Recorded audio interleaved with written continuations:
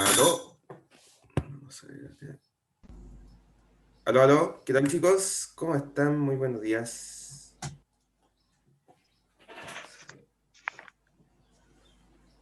Buenos días. Buen día, ¿cómo están? Bienvenidos de nuevo. Espero que hayan descansado estos días, que hayan aprovechado la semanita libre. Vamos a ver, siempre tengo el desorden acá. A ver.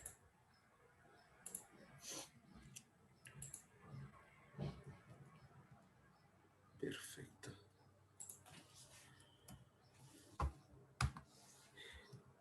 Espero que estén muy bien, chicos. Como les dije, espero que hayan podido descansar un poco. Vamos a ver. Para la clase del día de hoy tenemos materia. Entonces, yo no sé si durante esta semana libre han tenido la oportunidad de mirar algo de materia, si alguno de ustedes tiene alguna duda, alguna consulta, algo que no hayan entendido, para que me vayan contando mientras acá me pongo a abrir cosas. Y lo vayamos discutiendo.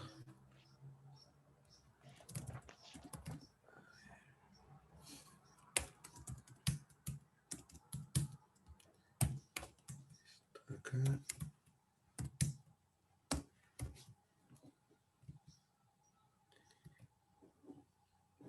Vamos a ver.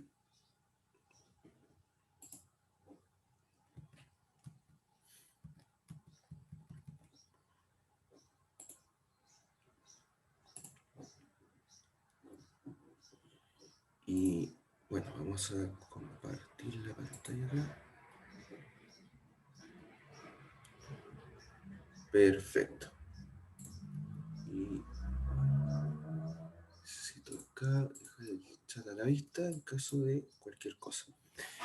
Cuéntenme, chicos, no sé si tienen alguna duda, alguna consulta de la última. ¿Se acuerdan de lo que vimos en las últimas clases?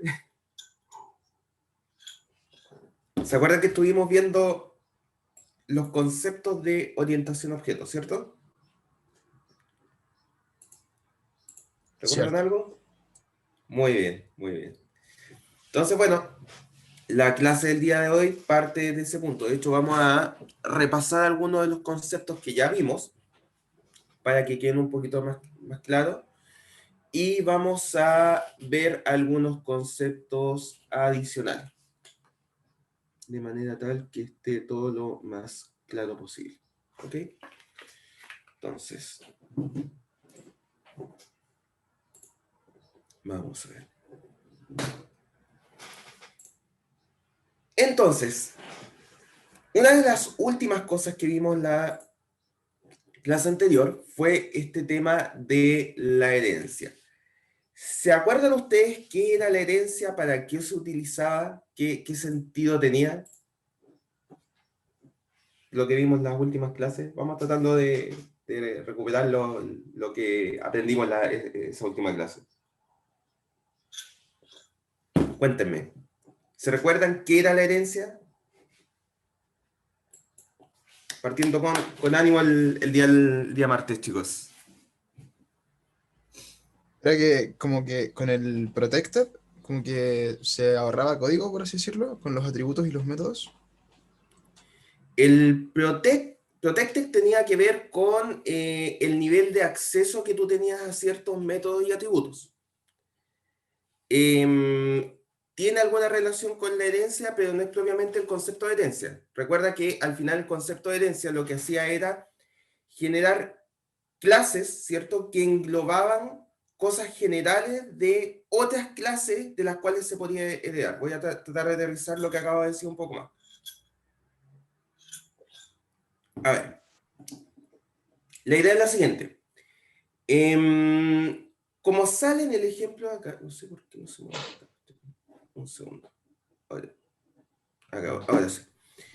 Como sale en el ejemplo acá, nosotros podemos tener en nuestro programa la necesidad de crear, por ejemplo, la clase cocodrilo, la clase pez y la clase pez globo, ¿cierto?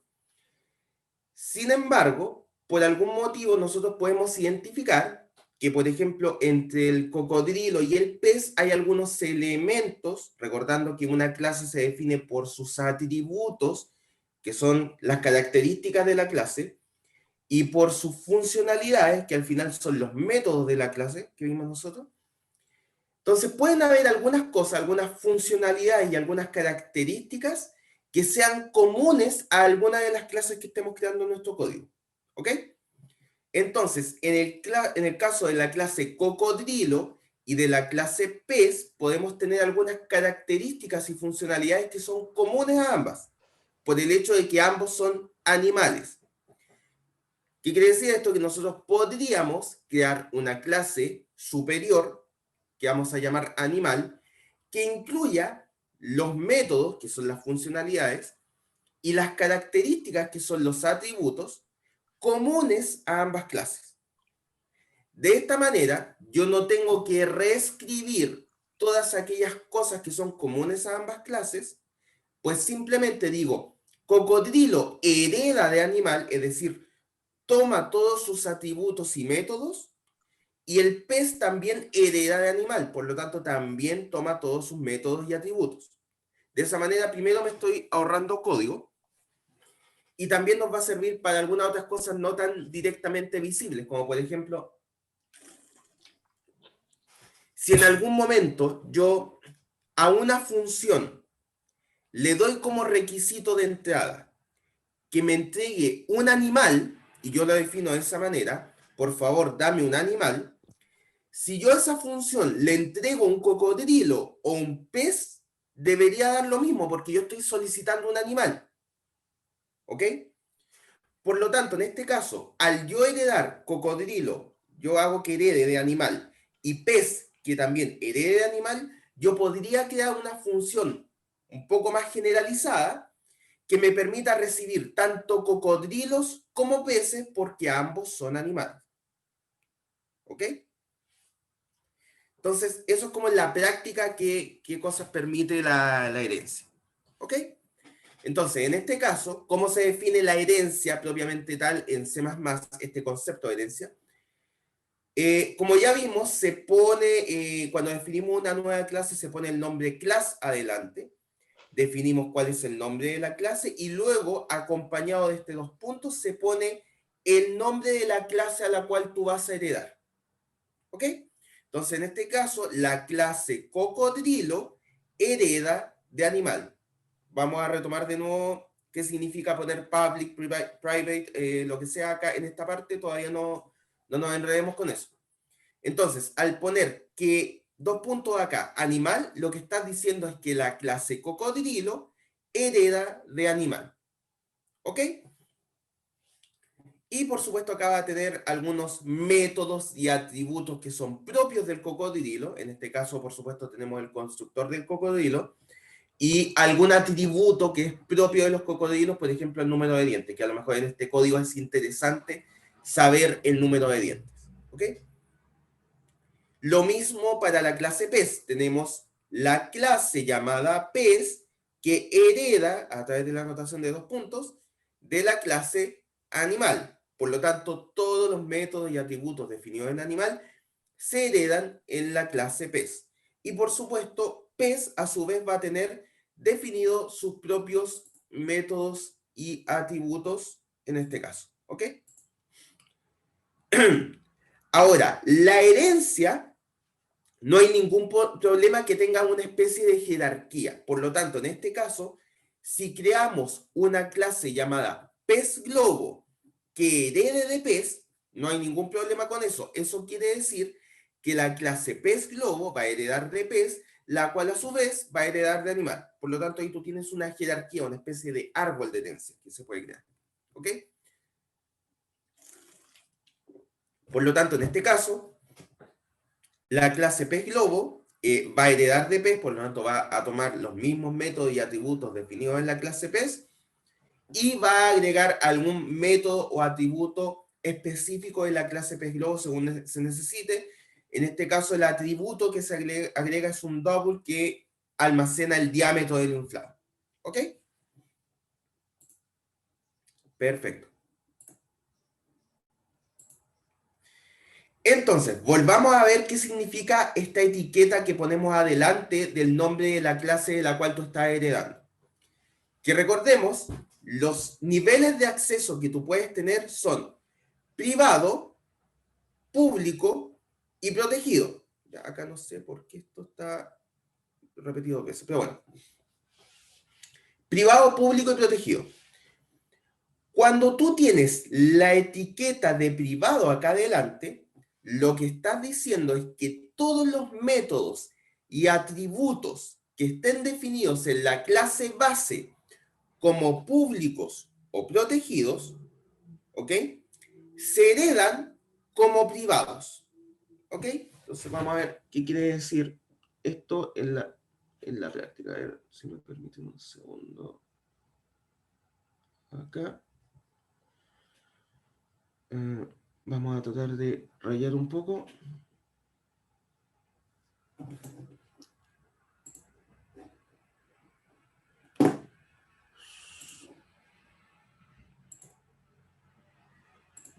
Un segundo.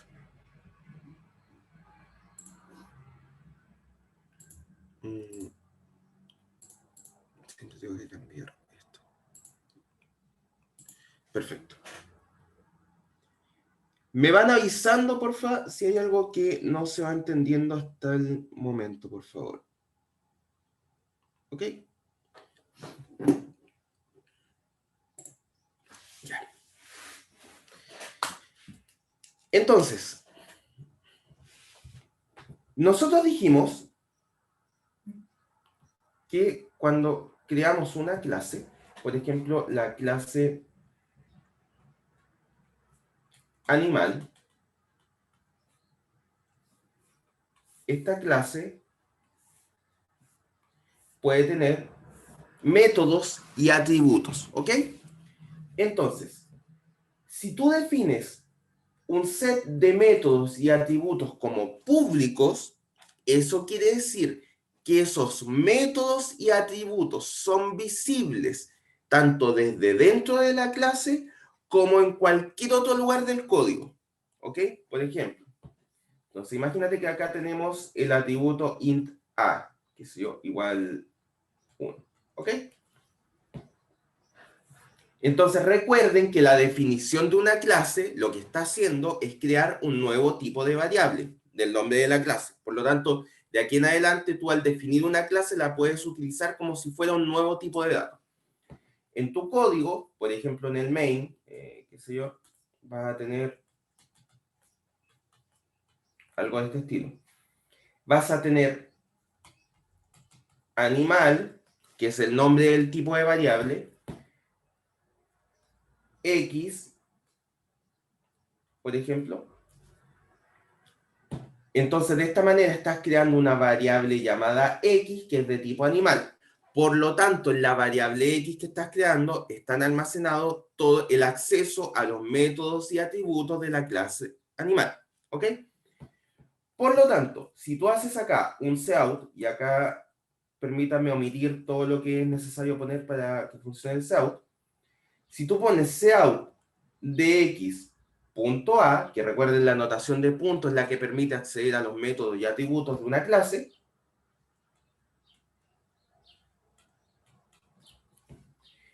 en este caso esto va a mostrar por pantalla un 1. ¿Por qué? Porque a través de este código que está dentro de la función main, estás accediendo a través de la variable x a el atributo llamado A, que tiene un valor almacenado de 1. ¿Ok? Y para esto no hay ningún problema.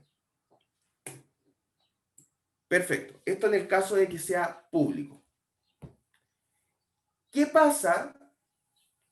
Vámonos al otro caso extremo de esto. ¿Qué pasa si tú, por ejemplo, ahora defines la clase animal, ¿cierto? Pero con un atributo privado. Entonces vamos a poner el calificador private acá y vamos a definir int a igual 1. Si tú, nuevamente, tienes un código acá, int main, creas una variable de tipo animal, y ahora intentas hacer esto,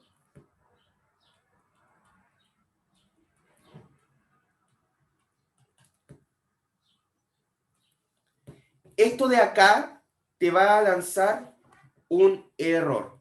Eso no se puede hacer cuando tú tienes un método o un atributo privado. ¿Por qué? Porque estás tratando de acceder en un código que está fuera de la clase, que es esta función main. Este código está fuera de la clase. Estás tratando de acceder a un atributo, en este caso, que está definido como privado. Como está definido como privado, perdón, tú lo que estás diciendo es que el atributo solo puede ser accedido dentro de la clase. Entonces, ¿dónde podría ser accedido, por ejemplo? Si tú acá definieras, qué sé yo, un método llamado f, acá no hay ningún problema, por ejemplo, en hacer a++, por ejemplo.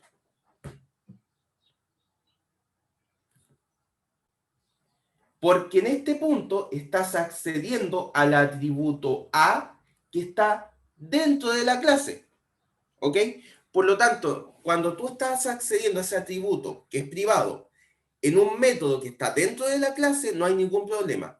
Pero fuera de ella, como es el caso de esta función int, o sea, esta función main de acá, ahí sí te va a tener un problema por la definición de acceso que tú tuviste ahí.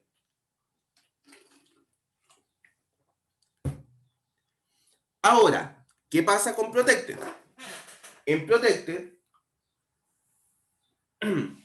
la definición de Protected tiene sentido solamente cuando estamos hablando de herencia.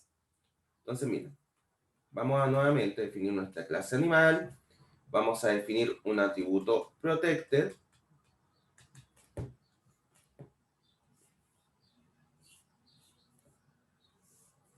También int a igual 1. Y nuevamente vamos a tener nuestro código, nuestra función main acá.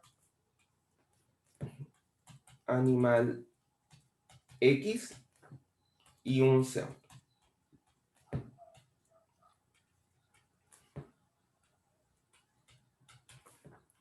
Perfecto. Entonces, mira, cuando tú defines un atributo o un método como protected, tiene las siguientes restricciones. Dentro de la clase, tú vas a poder acceder a él. O sea, cualquier código que esté escrito dentro de la clase, por ejemplo, algún método interno que esté definido, tú vas a poder acceder al atributo definido como protected. En este caso, el atributo A. ¿Ok? Acá, entonces, dentro de la clase está bien. ¿Ya? Fuera de la clase, en un código externo totalmente, como es el caso de esta función main, no vas a poder acceder. Por lo tanto, esto de acá, x.a, por ejemplo, lanza error. ¿Ok? Porque estás tratando de acceder a un atributo, en este caso, cuyos permisos de acceso no te son disponibles en este nivel. Entonces la pregunta es, bueno, ¿cuál es la diferencia con private? Y acá es donde les digo que tiene sentido la herencia.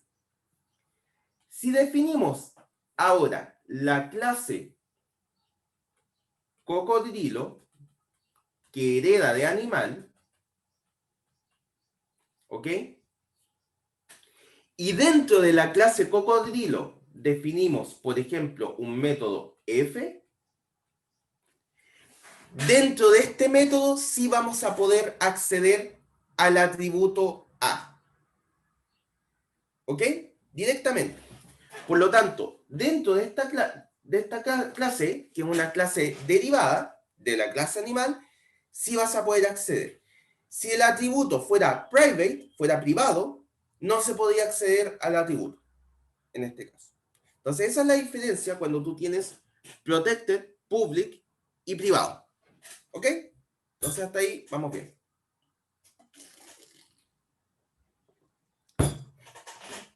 Entonces, ¿qué es lo que hace este calificador de cambio de acceso cuando lo tienes definido acá. Vamos a seguir con el ejemplo de la clase animal.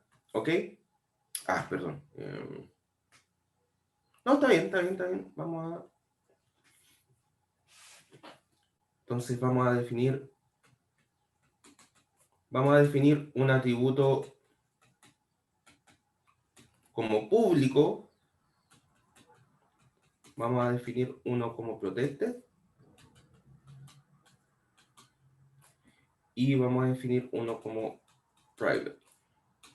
Y vamos a ver qué pasa en cada caso. Y acá vamos a definir la clase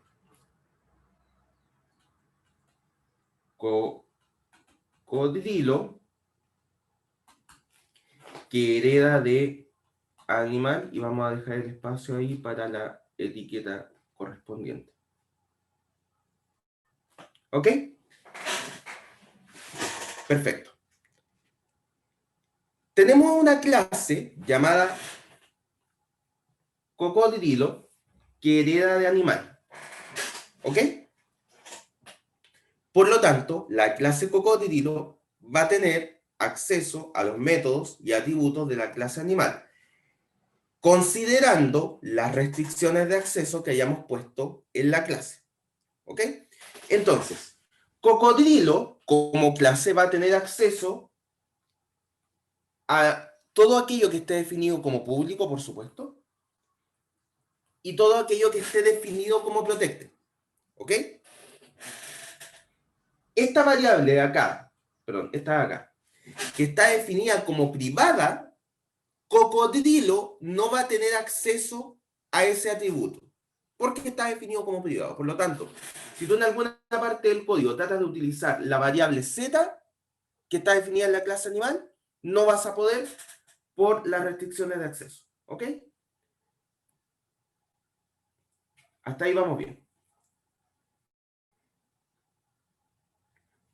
Entonces, una cosa es cómo accede cocodrilo a los atributos de la clase animal.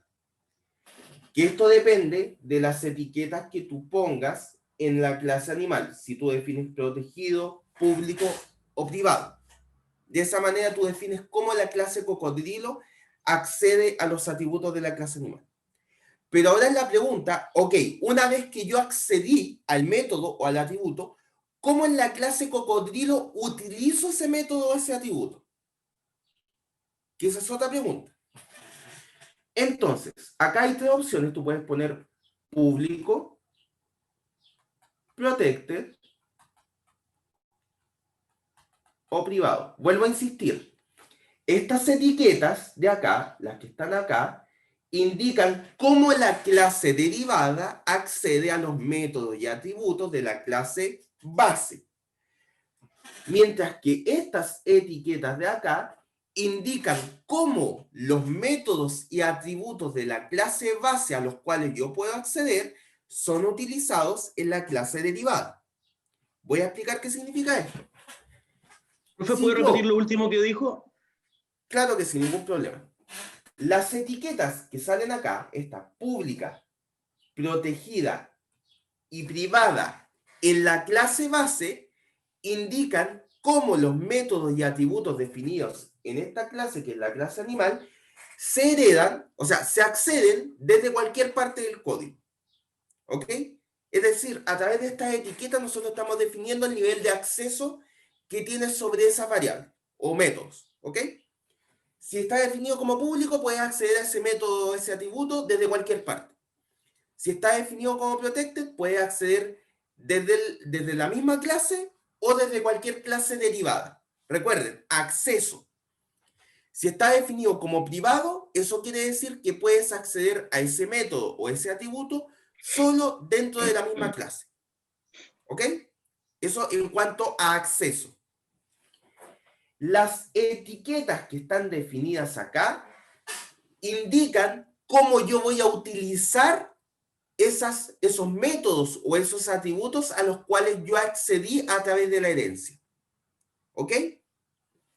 Entonces, ahora voy a explicar el cómo, ¿ya? Si tú defines la etiqueta pública, en este caso, para la herencia, lo que estás diciendo es cualquier método o atributo que esté definido como público en la clase base se hereda como público. ¿Ok? Cualquier método o atributo que esté definido como público en la clase base se hereda como público. Es decir, por ejemplo, la variable X que está definida en la clase animal, en la práctica sería como que tú hicieras un copy-paste acá y pusieras public X, int X. Sería un equivalente a hacer eso. ¿Ok? Este atributo que está definido como protected, si yo pongo la etiqueta pública acá arriba, también se va a heredar como protected.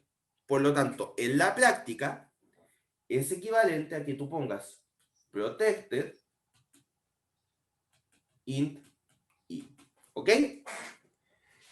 Es decir, si tú la herencia, esta etiqueta de acá de herencia, la colocas como pública, el nivel de acceso de los métodos y atributos de la clase base se mantiene igual en la clase derivada.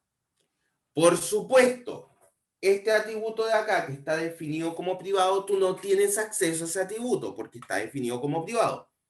Por lo tanto, no lo puedes heredar de ninguna manera en la clase derivada. ¿Ok? Por lo tanto, lo que está definido como público en la clase base se hereda como público. Lo que está definido como protected en la clase base se hereda como protected. ¿Ok? Ese es el caso de definir etiqueta pública. Vamos a ver si puedo borrar esto. Bueno, puedo borrar la etiqueta completa. Perfecto.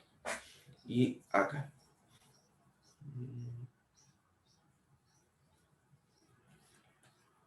Vamos a borrar un poco acá también.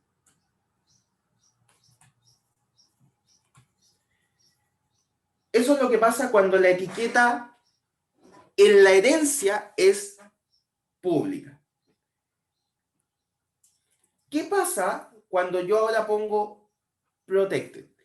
Tienen que pensar que la etiqueta que yo pongo en este sector lo que hace es, al yo definir cómo voy a utilizar esos métodos y atributos en la clase derivada, yo cómo restringo el acceso en la clase derivada. ¿Ok? Entonces, mira, tenemos la variable X de la clase base que está definida como pública. Pero como yo puse la etiqueta protected, en este caso, ¿ok? En la clase, en la herencia, esta variable, este atributo X que estaba definido como público en la clase base, se va a heredar como protected. Es decir, la variable que estaba pública, que tenía un nivel de acceso mayor, restringo el acceso de la variable X de público a protegido. Por lo tanto, en la práctica sería como que yo hiciera un copy-paste acá, protected, y defino la variable X como protected. Lo que estaba público en la clase base, lo restringo a protegido en la clase derivada. ¿Ok? Aquello que está como protected en la clase base, mantengo el mismo nivel de acceso, porque protected no puede restringir más el acceso de algo que ya está como protegido, ¿ya? Por lo tanto, en este caso, sería equivalente a que la variable Y también estuviera protegida cuando tú pones la etiqueta de protected. ¿Ok? Y por supuesto, el caso de la clase, o sea, perdón, del atributo Z que está privado, como la clase derivada no tiene acceso al atributo Z, ¿ya? No le puede cambiar el nivel de acceso en la clase derivada. Por lo tanto, en este caso no ocurre nada con la variable Z. Vamos a ver ahora el último caso.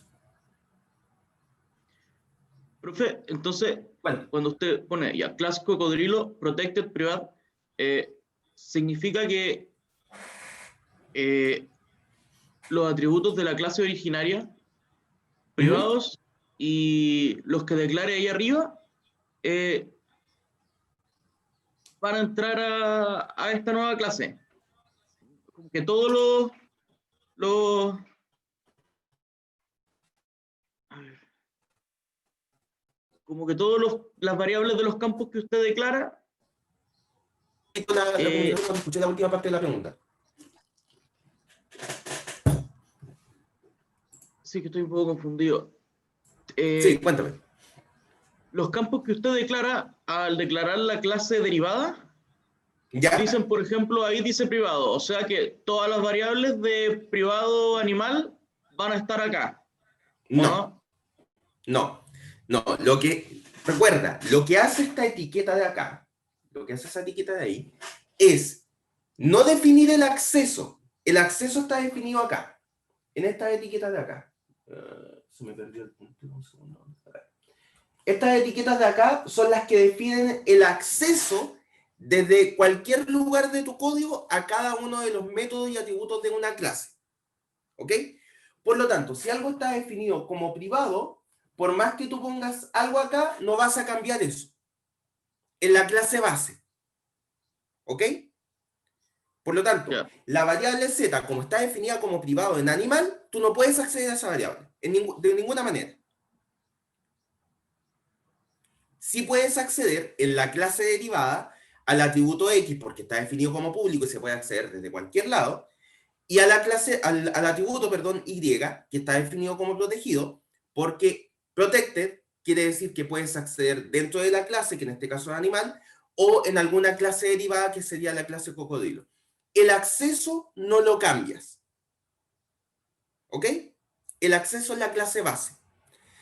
Ahora la pregunta es, de las variables, de los métodos y atributos a los cuales yo tengo acceso por la herencia, ¿cómo yo los utilizo en la clase derivada? Esa es la pregunta que tú te estás haciendo cuando pones una etiqueta acá. ¿Ok? Cuando tú pones público, la etiqueta público, en términos sencillos, lo que estás diciendo es, todo aquello a lo cual yo tengo acceso en la clase base, se mantiene con el mismo nivel de acceso en la clase derivada. ¿Ok?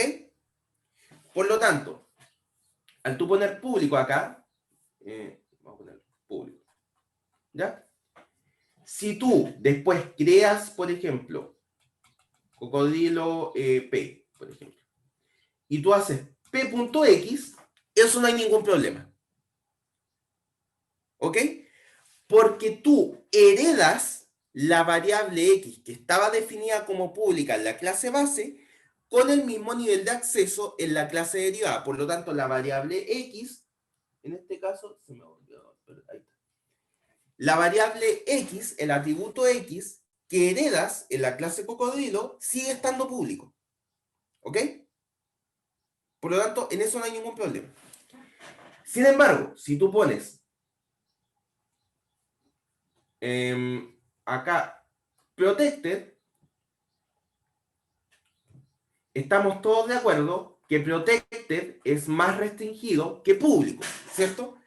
Por lo tanto, si hay algún método o atributo definido en la clase base como público, se baja el nivel de acceso a protegido. Por lo tanto, al tú poner protected, acá, este atributo X que estaba definido como público en la clase base, se hereda como protegido en la clase derivada, que es cocodrilo. Por lo tanto, esto de acá ahora te tira error. Porque no puedes acceder al atributo X, que está como protegido en la clase derivada, fuera de la clase. Si tú haces animal Q y haces Q.x, esto sigue estando bien, porque en la clase base X sigue estando público. Pero en la clase cocodrilo está manejado como protected. ¿Te fijas la diferencia? No sé si está quedando más claro. Sí, Cuéntame. si pongo público, se heredan los públicos de la originaria en el campo público. Si pongo protected, Tal se cual. heredan los... Y los protected, y los protected, si tú pones público, los protected de la clase base también se heredan como protected. Tal cual. No sé si eso está claro. Los niveles de acceso de la clase base se mantienen tal cual en la clase derivada cuando tú pones público. Eso es lo que hace esa etiqueta. Ya, ¿Ya? sí, El privado, el atributo privado que aparece acá, tú no tienes acceso en la clase derivada, porque es la definición de privado. Por lo tanto, ese atributo no lo puedes tocar. Nunca. ¿Ya? ya, Entonces, si pones la etiqueta público, todo lo que está como público en la clase base se hereda como público. Y todo lo que está protegido en la clase base se hereda como protegido, tal cual. No hace ningún cambio en el nivel de acceso. Si tú pones protegido en la clase derivada, estás restringiendo el nivel de acceso en esa clase. Por lo tanto, todo aquello que está como público en la clase base pasa como protegido en la clase derivada. Y todo lo que está como protegido en la clase base se mantiene protegido en la clase derivada.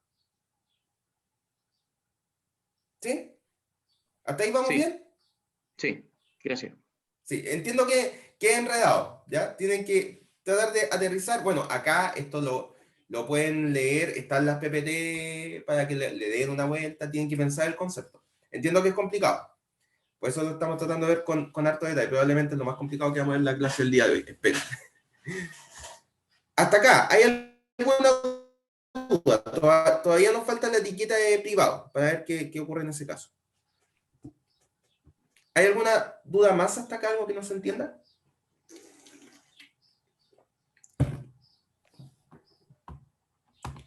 Perfecto. Entonces no se ponen juntas Entonces las veamos etiquetas, ahora qué pasa. profe, no se ponen juntas las etiquetas protected y public. Se pone una u otra. Claro, se pone una u otra. No puedes poner protected y public acá, digamos, en esta parte.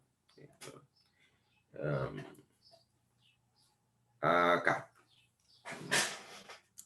No puedes poner protected y public al mismo tiempo. No tiene sentido. Recuerda que lo que está diciendo esa etiqueta es cuál es el nivel de acceso que le voy a dar a los métodos y atributos cuando los herede. ¿Ya?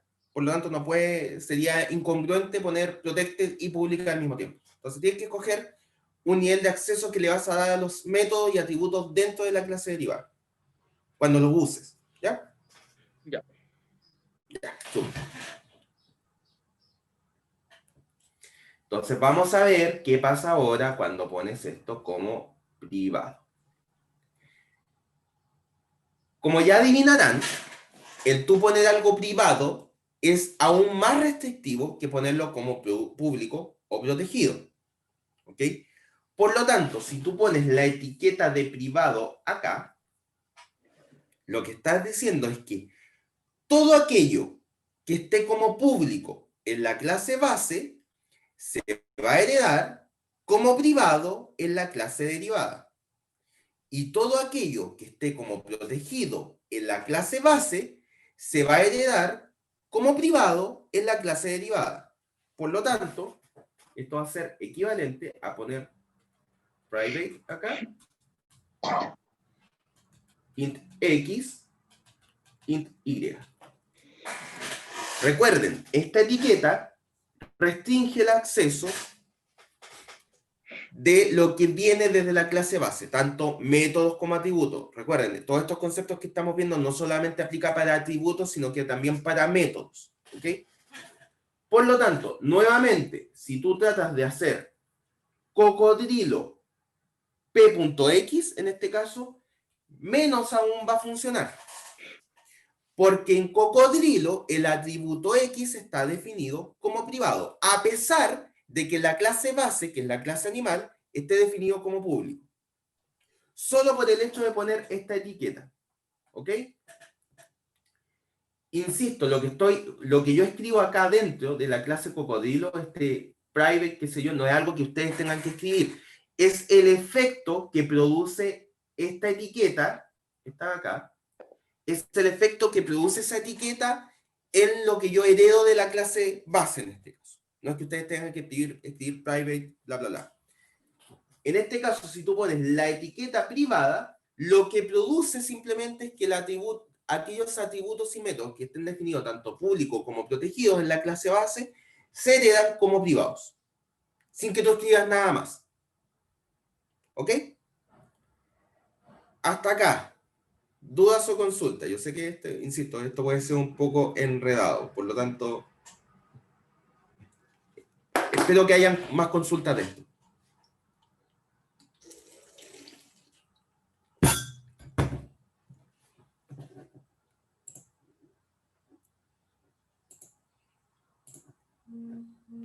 ¿Todo bien hasta acá?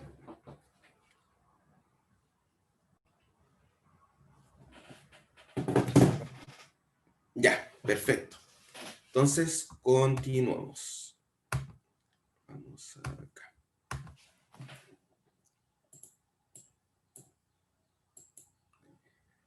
Ya. Entonces, bueno, lo que les acabo de decir está resumido en estas líneas para que lo vuelvan a leer y puedan aterrizar el concepto.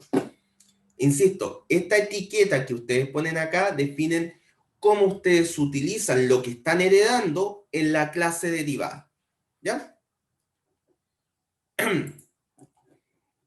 El tema de la suplantación, nosotros lo conversamos, ¿cierto? Que era esta idea de que tú puedes... ¿cómo tú escoges a qué método vas a llamar cuando estás hablando de herencia? Me explico. Tenemos acá, por ejemplo, una clase animal que tiene, por supuesto, sus propios métodos y atributos. Y en este caso, uno de los métodos es come. ¿Ok? Y tenemos la clase cocodrilo, que hereda de animal, con acceso público, por lo tanto, todo lo que está público se hereda como público, y lo que está como protegido se hereda como protegido. ¿Ok? Sin embargo, la clase cocodrilo también tiene un método que se llama come. ¿Ok? Entonces la pregunta es, cuando yo creo un cocodrilo, ¿llamo al método come de la clase cocodrilo o de la clase animal? Esa es la pregunta que nos estamos haciendo. Cuando yo creo una variable de tipo cocodrilo, ¿a cuál método llamo? Porque por un lado tengo definido el método cocodrilo, el método come de la clase cocodrilo, pero también tengo definido el método come en la clase animal. Entonces, ¿a cuál llamo? Si en este caso estoy utilizando una variable cocodrilo que está heredando además de animal. Entonces, bueno, la respuesta es sencilla. Simplemente voy a llamar, en este caso, al método come de la clase cocodrilo, porque como creo una variable de tipo cocodrilo, lo lógico es llamar a al método que corresponde de la clase cocodrilo. Por lo tanto, la variable A, que es de tipo animal, va a llamar al método come de la clase animal, por supuesto. Y la variable Juancho, en este caso, que es de tipo cocodrilo, va a llamar al método come de la clase cocodrilo. Más o menos lo que uno esperaría que se produzca acá. Sin embargo, hay un tema que nosotros conversamos en la última clase y lo voy a volver a tocar acá. Que es el siguiente. Nosotros, en nuestro código, podemos tener algo de este estilo.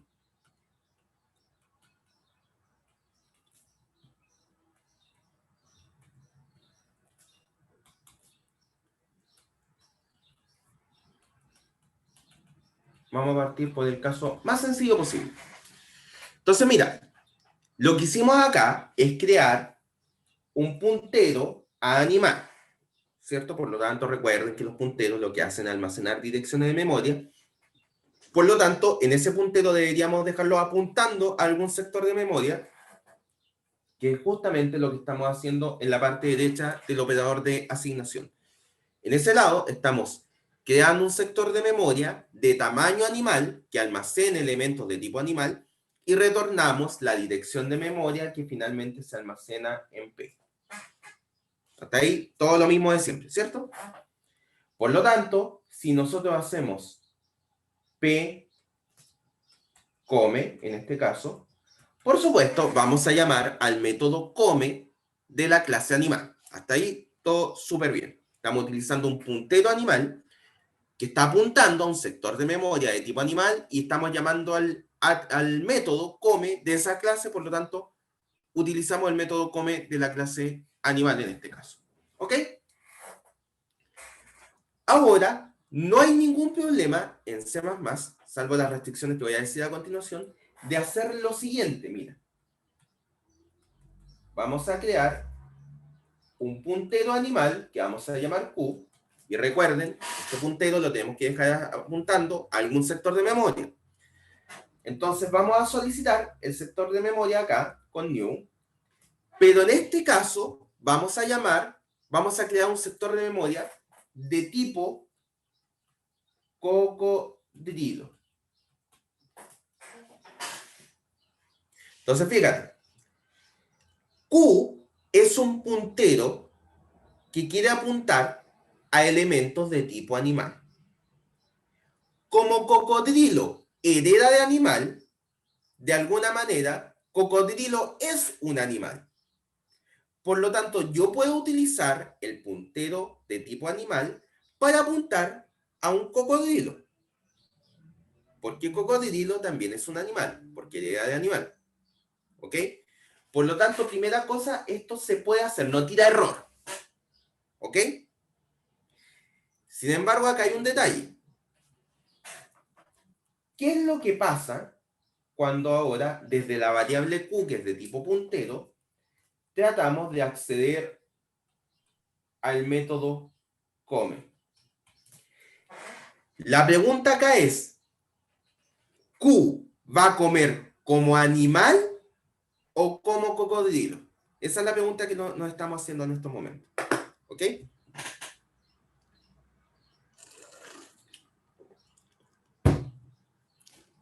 La respuesta acá es depende.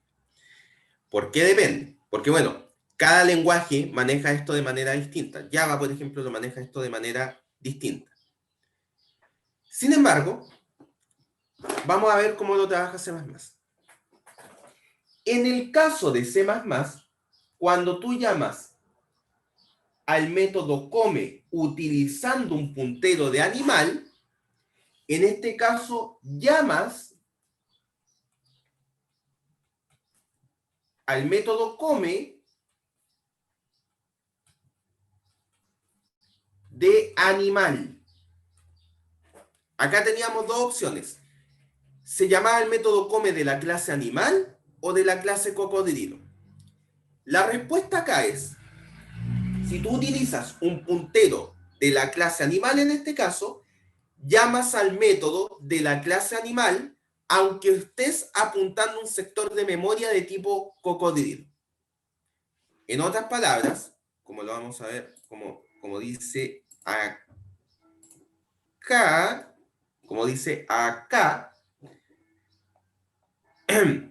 lo que estamos haciendo es llamar al método de la clase padre. ¿Ok? Eso es lo que estamos haciendo. Estamos llamando al método de la clase padre, es decir, al método del puntero. ¿Ok? La pregunta es, ¿hay alguna forma de forzar a C++ a que en vez de llamar al método de la clase padre, llame al método de la clase hijo? Y la verdad es que sí, sí se puede. Y aquí es donde entra el concepto de virtual. Entonces la idea es la siguiente. Vamos a verlo con este ejemplo acá. Tenemos la clase animal, ¿ok? Que tiene su método come. Y tenemos la clase lobo, pez y otro animal que heredan de la clase animal con etiqueta pública, ¿ok? con etiqueta pública, ¿ya? Por lo tanto, y cada una de estas clases, la clase logo tiene su propio método come, la clase pez tiene su propio método come, y la clase otro animal no tiene un método come propio. ¿Ok? Entonces, mira, lo que vamos a hacer ahora es lo siguiente. Vamos a crear un arreglo de punteros. ¿Qué quiere decir esta monstruosidad que está acá? Lo que estamos diciendo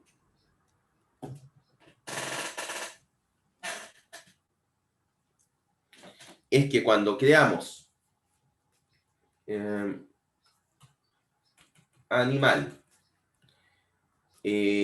asterisco, un animal 4, de tamaño 4, lo que estamos haciendo es crear un arreglo de tamaño 4 de tipo puntero. Esto gráficamente ustedes lo verían como esto, miren.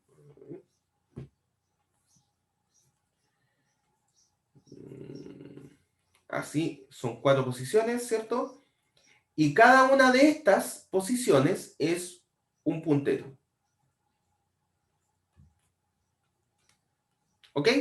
Por lo tanto, cada una de estas posiciones del arreglo debería apuntar a un sector de memoria. Segundo.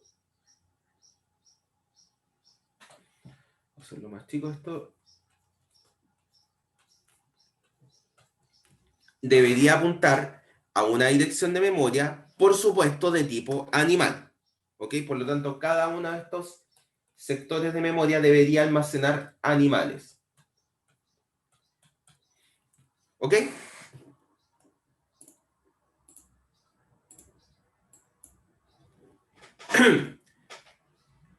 Ahora fíjense, en la posición 0 de este arreglo, recuerden, cada posición del arreglo es un puntero, por lo tanto podemos dejarla apuntando a algo. La posición 0 la vamos a dejar apuntando a un objeto, una instancia de clase de tipo animal. ¿Ok? Como aparece acá. La posición 1, recuerden, todos estos son punteros de tipo animal. La posición 1 la vamos a dejar apuntando a un objeto de tipo lobo, porque el lobo también es un animal. Por lo tanto, yo puedo utilizar el puntero animal para apuntar a un lobo. ¿Ok? Lo mismo con el pez y lo mismo con el otro animal. Es decir, utilizo cada uno de los punteros animal para apuntar ya sea a un animal o a una clase, a un objeto que herede de animal. ¿Ok? Entonces la pregunta acá es, ¿qué pasa si yo voy recorriendo este arreglo y voy llamando a los métodos come en cada caso? ¿Ok? Entonces, imaginémonos primero que no está escrito virtual en este caso. ¿Ya? De hecho, lo vamos a... Imagínense acá que esto no está. Un segundo. Si no está virtual, si no existe, cuando no está virtual, nosotros dijimos que cuando hay dos métodos, uno en la clase base y uno en la clase derivada, que tienen el mismo nombre, lo que se llama es al método de la clase base. Y es por eso que cuando tú no tienes virtual, tú siempre vas a llamar al método come de la clase animal, como aparece acá. Por lo tanto, la salida de este for, que va recorriendo los métodos come de cada puntero, va a ser yo como un animal, como un animal, como un animal y como un animal. Eso en el caso de que no esté definido virtual. ¿Ok? Como en este caso. Ahora, ¿qué pasa si nosotros ahora ponemos virtual? ¿Qué es lo que hace virtual? Virtual le indica a tu programa que se fije en el método de la clase derivada, si es que existe, para ejecutar ese método en caso de que exista. ¿Ok? Es decir, en este caso, a pesar de que estamos utilizando punteros a animal, vamos a llamar al método de las clases derivadas si es que existe. ¿Ok? Por lo tanto, el primer puntero estaba apuntando a un objeto de tipo animal, por lo tanto, por supuesto, va a llamar al método de la clase animal, que es yo como un animal. ¿Ok? Pero el segundo puntero, este de acá, está apuntando a un objeto de tipo lobo. Por lo tanto, como este método de acá está definido como virtual, va a llamar al método come, pero ahora de la clase derivada. Por lo tanto, acá va a escribir yo como un lobo. A pesar de estar utilizando un puntero de la clase base, cuando yo defino un método como virtual, llamo al de la clase derivada si es que existe. ¿Ok? Lo mismo para el pez. Como acá está definido como virtual y existe el método come en la clase derivada, acá va a decir yo como un pez. Cuando no existe este método, como en este caso, otro animal que no tiene definido el método come en la clase derivada, simplemente voy a llamar al método come de la clase base. Por lo tanto, va a volver a escribir yo como un animal. ¿Ok? ¿Dudas hasta acá?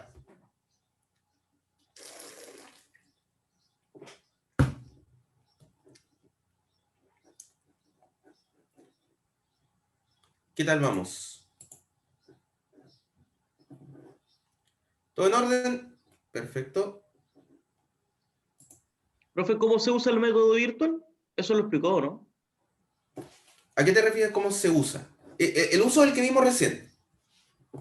Virtual, lo único que hace es indicar que un cierto método se podría redefinir en una clase derivada. Eso es todo lo que hace virtual. Por lo tanto, cuando tú pones virtual acá en la clase animal, tú lo que tienes que hacer es, antes de llamar a este método, tienes que fijarte si es que estás apuntando un sector de memoria de otro tipo, fijarte si está redefinido ese método en la clase derivada. Eso es lo que está haciendo. Y la utilización es esta, la que sale acá en este ejemplo. Tú pones virtual y el nombre del método, tal cual como lo defines siempre. ¿Iba a eso tu pregunta? Sí, es que pensé que era como que se usaba al llamar, no al definir. No, al definir. Tú defines, en este caso, dentro de la clase animal, el método come como virtual. ¿Ok? Entonces, cuando tú lo defines como virtual, quiere decir que si está redefinido en la clase derivada, ocupa el de la clase derivada. Si no, ocupa el que está definido en la clase base.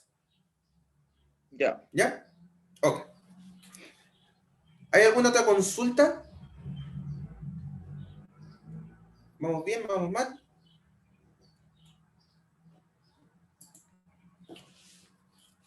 Perfecto.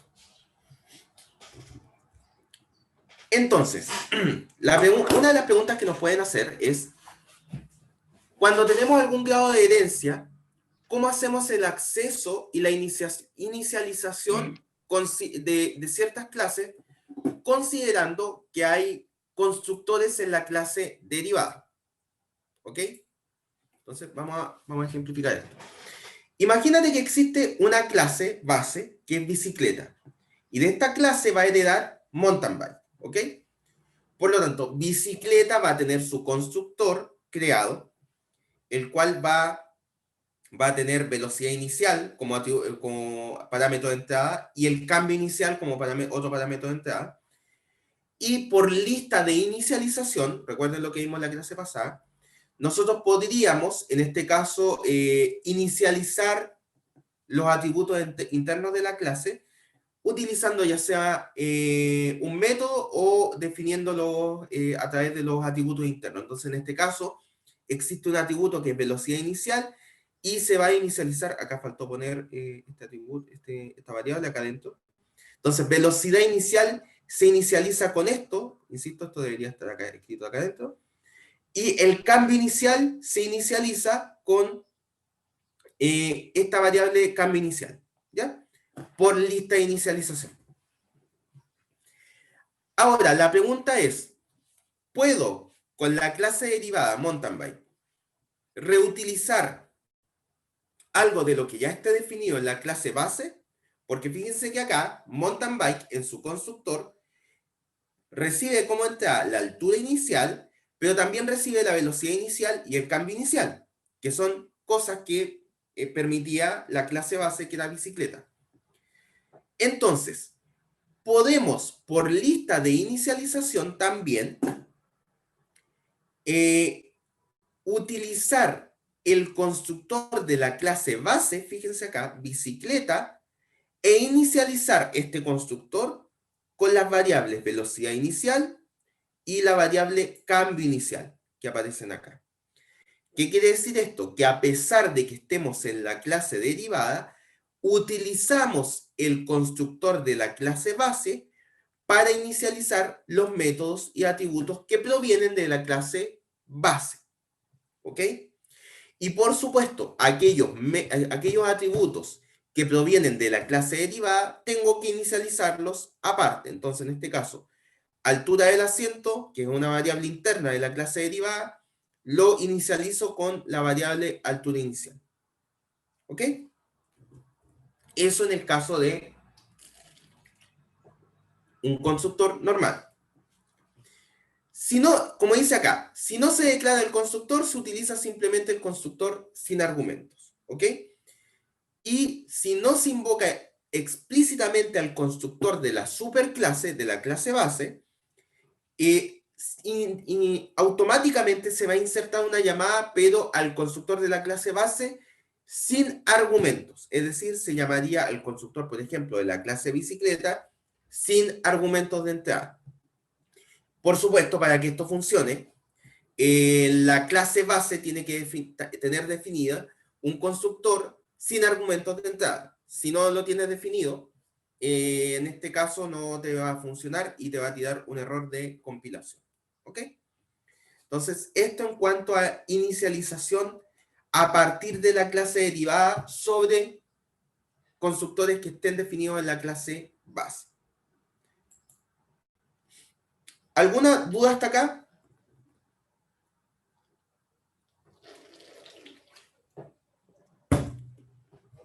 ¿Vamos bien? Tenemos tiempo, chicos, así que por favor, si tienen dudas, háganlas, por favor.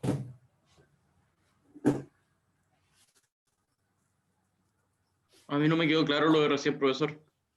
Bueno, ya, perfecto, ningún problema. Entonces, mira, lo que estamos diciendo es, cuando tú tienes una clase, tú utilizas un constructor para inicializarla, ¿cierto? Para inicializar los atributos internos de la clase. Ajá. En este caso, en la clase bicicleta, utilizamos la lista de inicialización, y vuelvo a insistir, acá hay un pequeño error de tipeo, esto debería estar escrito acá adentro. Utilizamos una lista de inicialización para inicializar el atributo velocidad inicial y el atributo cambio inicial. ¿Con qué lo estamos inicializando? Con velocidad inicial, este de acá, y con cambio inicial. ¿Ok? Eso es la clase, en una clase normal. Y eso lo vimos en el tema de la lista de inicialización para inicializar ciertos atributos de una clase. Entonces la pregunta es, si yo tengo una clase, en este caso mountain bike, que hereda de bicicleta, ¿cómo yo inicializo aquellos atributos que vienen de la clase base? Por supuesto, mountain bike, como clase derivada, va a tener sus propios atributos internos, los cuales yo voy a inicializar como lo hemos visto siempre. Pero ¿cómo yo inicializo aquellos atributos que vienen de la clase base? Esa es la pregunta. La respuesta es utilizando el constructor de la clase base. ¿Ok? Fíjate que acá, en la lista de inicialización, recordando la anotación que acá ponemos 2 puntos para indicar que acá viene la lista de inicialización, estamos poniendo que a través del constructor de la clase bicicleta, vamos a inicializar velocidad inicial y cambio inicial. Esta línea que está acá, lo que está haciendo es llamar a este constructor, el que aparece acá, de la clase base. Por lo tanto, como está llamando a este constructor, va a inicializar el atributo velocidad inicial y el atributo cambio inicial con este llamado. Ahora, además, como en el caso de la mountain bike, tenemos un atributo adicional que es la altura del asiento, ese atributo lo tenemos que inicializar aparte. Entonces, por eso ponemos la altura del asiento se inicializa con la altura inicial, que es el input que le estamos dando adicional a este constructor. Para que esto tenga sentido, este constructor tiene que estar definido en la clase base. Si no está definido un constructor que tenga estos parámetros de entrada, no va a funcionar. Y eso es lo que estamos diciendo acá. Si no está definido este constructor en la clase base, te va a tirar error de compilación. Ahora, ¿qué pasa si nosotros llamamos al constructor de la clase mountain bike y no llamamos al constructor de la clase base? En este caso, por omisión, se va a llamar al constructor igual de la clase base, pero aquel constructor que no tenga parámetros de entrada. Por lo tanto, deberíamos tenerlo definido en la clase base. ¿Queda un poquito más claro ahí? Mucho, gracias. Ya, gracias a ti por tu pregunta. Perfecto, vamos a borrar esto de acá. Perfecto. Perfecto. Ahora vamos a hablar del concepto de clases abstractas. ¿Qué es una clase abstracta? Entonces, acá para explicar esto prefiero rayar un poquito. Esto acá. Perfecto. Ok. Entonces, nosotros lo que habíamos visto era lo siguiente. Teníamos, por ejemplo, clase animal, la cual tiene ciertos métodos, qué sé yo, come, por ejemplo, y ciertos atributos, número de hijos, qué sé yo. ¿Ok? Y nosotros decimos que tenemos, por ejemplo, la clase cocodrilo, que hereda de animal. De hecho, voy a poner la anotación más correcta acá, que es esta. Ahí. Entonces, cocodrilo, dependiendo de cómo hayamos definido los niveles de acceso, debería tener internamente el método come y además el número de hijos como atributo. Y además puede tener definido, qué sé yo, algún método adicional, o incluso puede redefinir el método come, ¿cierto? Que nosotros lo vimos recién con el tema de virtual. Si acá esto está sin virtual, se va a llamar siempre el método come de la clase base. Si está definido con virtual, se va a llamar al método de la clase derivada, que fue lo que acabamos de ver, ¿cierto? Puede haber casos, y voy a tratar de darlo con un ejemplo. Entonces, por ejemplo, imagínense que acá tenemos la clase polígono. ¿Ok? Entonces, acá vamos a definir el método área. ¿Ok? Y tenemos algunas clases acá, por ejemplo, la clase triángulo. Y acá la clase cuadrado.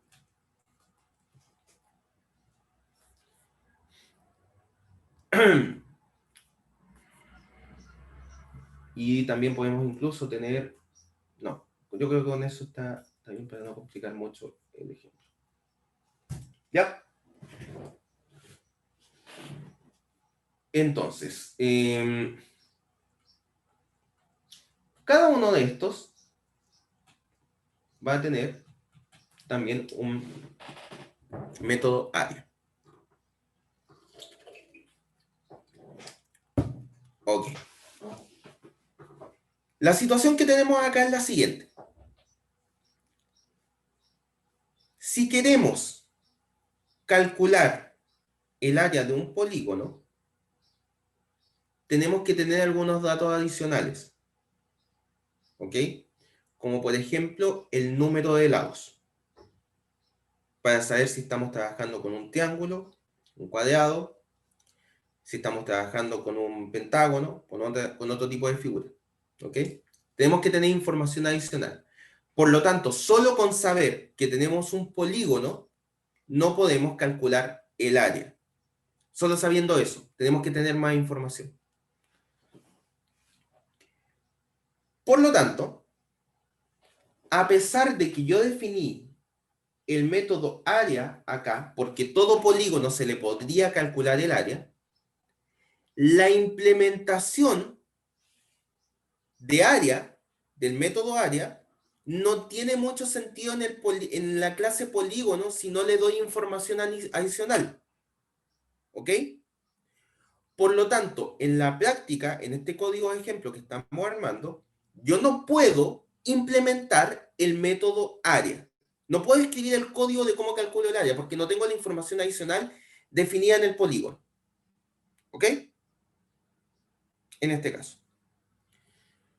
Por lo tanto, ¿dónde debería estar la definición del método área? En las clases que hereden del polígono, es decir, en el triángulo, porque ahí yo estoy seguro que tengo cuál es la cantidad de lados, por ejemplo. En el cuadrado, también tengo la información de cuánto es la cantidad de lados que tengo. Y en el triángulo podría incluso agregar información de qué tipo de triángulo es, etc. Es decir, tiene sentido el cálculo del área en las clases derivadas para este caso. No así en la clase base. Por lo tanto, en cuanto a código, la implementación no va a estar en la clase base, sino que va a estar en las clases derivadas. ¿Ok? Por lo tanto, esta clase de acá, como tiene definido un método, que es el método área, que no tiene implementación, ¿ok? No tiene sentido alguno que yo cree un objeto, una instancia de clase, de polígono. ¿Por qué? Fíjense, si yo hago polígono P, por ejemplo, así tal cual, y trato, perdón, esto es, no es puntero, y yo hago P.área,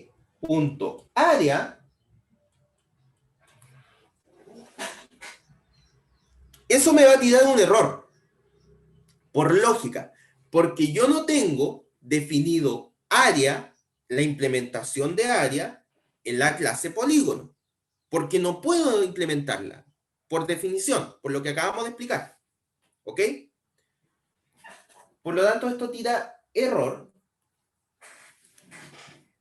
pero yo debería ser capaz de, por ejemplo, crear un polígono P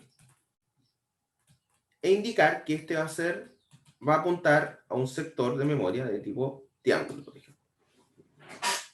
¿Ok? Eso debería tener sentido. Ahora, como esto no tiene sentido, estamos diciendo acá, yo no puedo crear un objeto, una instancia de la clase polígono.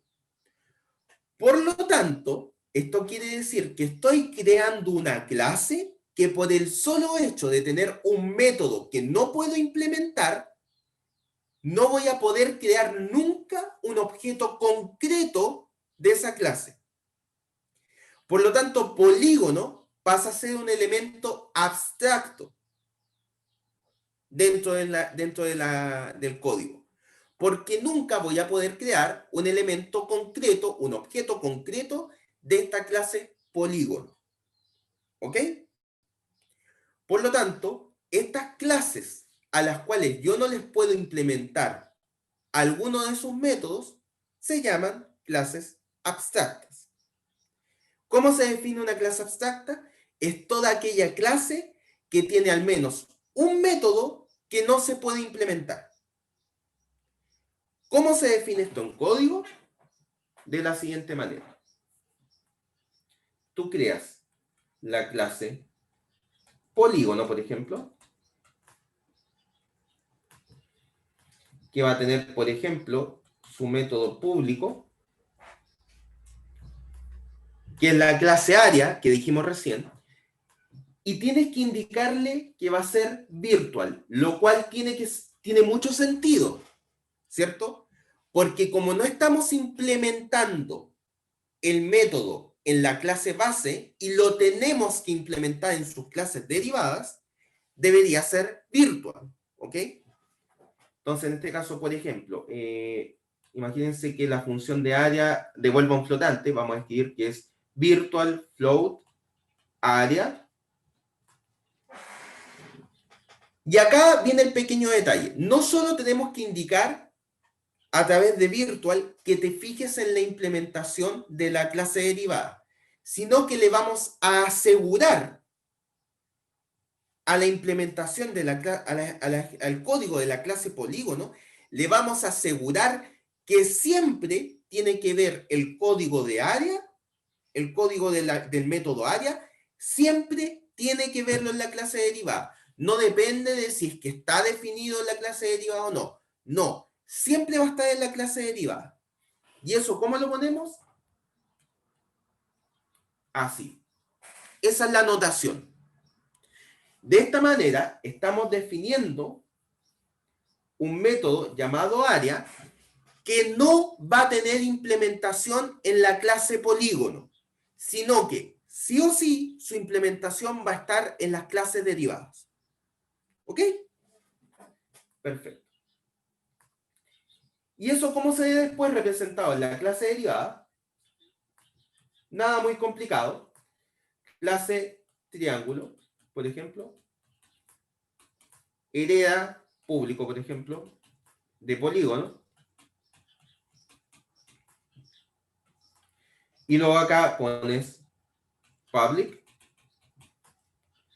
Y pones la implementación, o sea, la definición y la implementación de área acá. Y qué sé yo, no voy a escribir todo el código acá, pero va a ser base por altura y todo esto dividido en 2. Suponiendo que existen esas variables, qué sé yo. ¿Ya? Entonces, de esta manera, tú defines una clase abstracta. Recopilo de nuevo. Clase abstracta es cualquier clase de la cual tú nunca vas a crear un objeto. ¿Ok? Va a ser cualquier clase de la cual tú nunca vas a crear un objeto.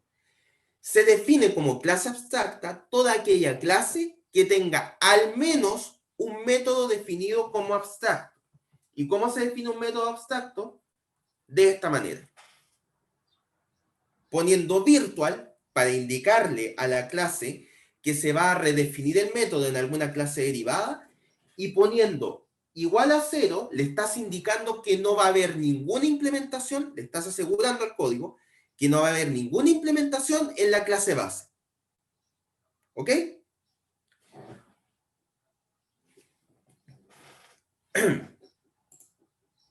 Vamos a ir de nuevo acá.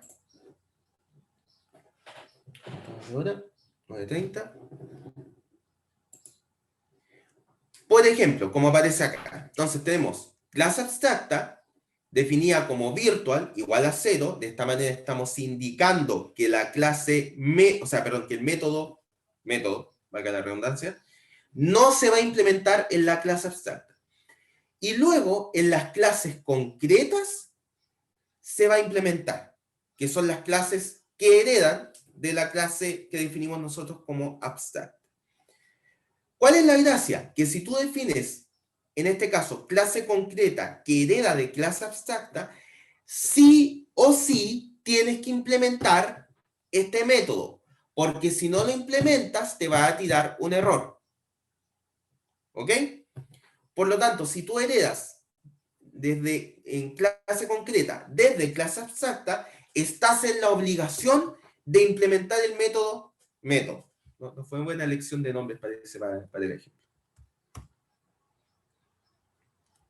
¿Dudas hasta acá?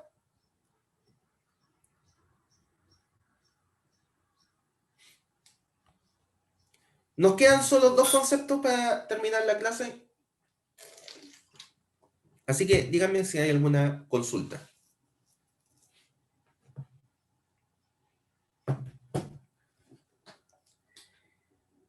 Ya, el tema de herencia múltiple. Pasamos a otro concepto, es que no hay duda. C++, a diferencia de otros lenguajes como Java, permite lo que se llama herencia múltiple. Es decir, tú puedes tener una clase hija que tenga 2 papás. 2 clases bases de las cuales heredan. ¿Ok? Entonces puede hacer sin ningún problema. Pero con cuidado. Porque, por ejemplo, como sale acá en este ejemplo acá, tenemos la clase B definida, que tiene 2 atributos, B y B0. Y luego tenemos, por ejemplo, la clase C, que hereda de B, y la clase, C1, que hereda de B, y la clase C2, que hereda de B, ¿ya? Si nosotros después creamos una clase D que herede de C1 y de C2, vamos a tener un problema acá. Porque fíjense que tanto C1 como C2 van a heredar sus atributos B y C en la clase D. Por lo tanto, la pregunta acá que se va a hacer el compilador es, ¿heredo el atributo B y C de la clase C1 o el atributo BC de la clase C2? Como no va a saber, va a tirar error. Por lo tanto, a pesar de que se puede definir herencia múltiple, como aparece acá, tengo que tener cuidado de que no hay ambigüedades entre lo que se está heredando de la primera clase y de la segunda clase. Solo hay que tener ese pequeño cuidado. Y la anotación es la que aparece acá. Tú pones clase D, que es la clase hija que estás creando, 2 puntos, y luego de eso pones todas tus herencias. Entonces, public C1, C2 quiere decir que con etiqueta pública estás heredando C1 y C2. ¿Ok? Y por último, el concepto de clases anidadas. Es decir, de la misma manera que tú puedes crear métodos y atributos internos de una clase, tú puedes crear clases dentro de otra clase. ¿Qué sentido tiene este? Puede, por ejemplo, haber alguna clase que solo tenga sentido cuando está definida dentro de otra clase. Por ejemplo, imagínate la clase auto, ¿ok? Probablemente la clase motor, que tú la puedes definir dentro de tu código, tenga sentido solo cuando está dentro de un auto. ¿Podrías tener un motor fuera de tu auto? Sí, podías tenerlo, pero no hace mucho sentido que el motor esté funcionando fuera del auto, porque el motor tiene que ir dentro del auto en su funcionamiento. ¿Ok? Por lo tanto, a lo mejor en una implementación en particular, tiene sentido el motor solo dentro de la clase auto. Por lo tanto, como no vas a utilizar nunca la clase motor fuera de la clase auto, defínela dentro de la clase auto, que es lo que estamos haciendo acá. Entonces, tenemos una clase A y dentro de la clase A podemos definir nuevas clases. Como en este caso definimos la clase B y la clase C internamente a la clase A. ¿Ok? Entonces, es un tema de gusto. Tú perfectamente podías definir la clase B y la clase C fuera de la clase A y dar los permisos necesarios para que la clase A tenga acceso a la clase B y la clase C. Pero como recordemos que todo este tema de la orientación a objetos nace por un tema de encapsulación, de ordenamiento del código, de tomar problemas de la vida real y pasarlos a código, a elementos de software, como una abstracción del mundo real, puede ser que para temas de ordenamiento de tu código tenga más sentido que una cierta clase solo la crees dentro de otra clase. Porque, por ejemplo, la clase motor solo tiene sentido dentro de la clase auto. y no es necesario que crees una clase motor fuera de auto porque nunca la vas a llamar en otro contexto que no sea dentro de auto. ¿Ok? Y la notación es exactamente la misma que para la creación de cualquier clase. Es decir, para crear, en este caso, la clase C, lo único que tienes que hacer es escribir la clase C dentro de la clase A. Y nada más que eso. Y puede tener todos los métodos y todos los atributos que tú quieras dentro. ¿Ok?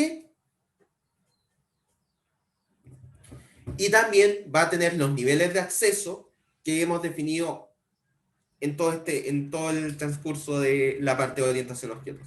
Por ejemplo, nosotros dijimos que cuando tú creas métodos y atributos sin la etiqueta de acceso, por omisión estaban definidos como privados. Por lo tanto, en este caso, dentro de la clase C, Y está definido como privado y el método F también está definido como privado.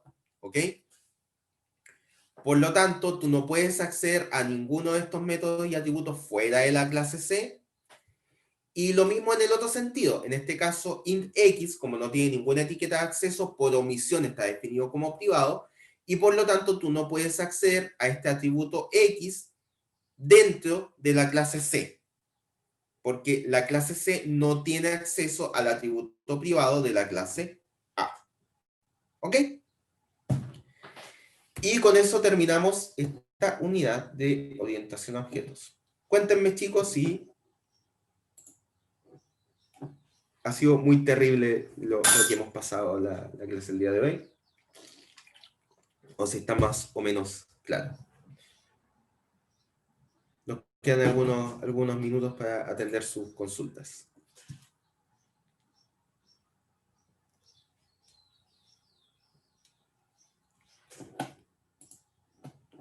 Creo que todo bien, maravilloso, me alegro.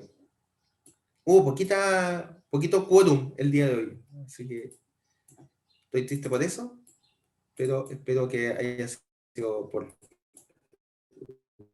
la toma de nuevo de actividades. ¿Todo bien, dicen por acá? Genial, me alegro. Qué bueno que haya quedado claro. Profesor, Profe, una duda. ¿Perdón? Eh, Creo que Rodrigo habló primero, si no me ya equivoco. sin ningún problema.